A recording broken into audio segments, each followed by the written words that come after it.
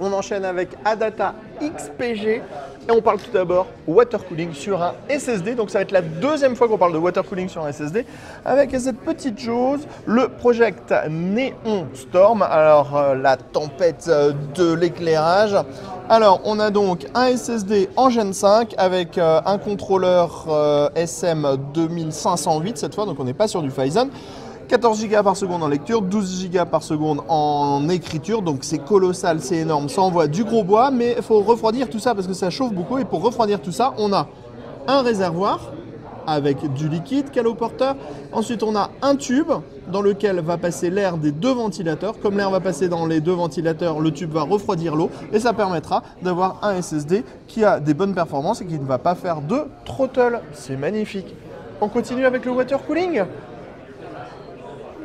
dans des engins un petit peu foufou. Hop, sorry.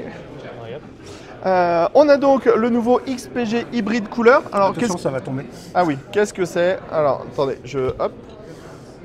Une pompe de water cooling, un radiateur, du liquide, une base. Ça fait circuler l'eau dans le radiateur et dans la base. Et donc, en fait, ça nous donne tout simplement un ventirad CPU avec deux ventilateurs en push-pull avec un radiateur de 120 mm. Tout simplement. Ça, c'est assez intéressant. On avait déjà vu des projets de ce type-là. On termine chez Adata XPG avec le Xenia 15G, un laptop pour une guerrière. Alors déjà, franchement, l'intérieur hyper propre. On le voit, il y a des parties en aluminium pour tout ce qui est dissipateur et tout. Tout est en noir. Et là, ce qui est énorme, c'est qu'on va retrouver donc un i7 14700HX, donc pas mal en niveau CPU, une 4070 au niveau du GPU, c'est pas mal.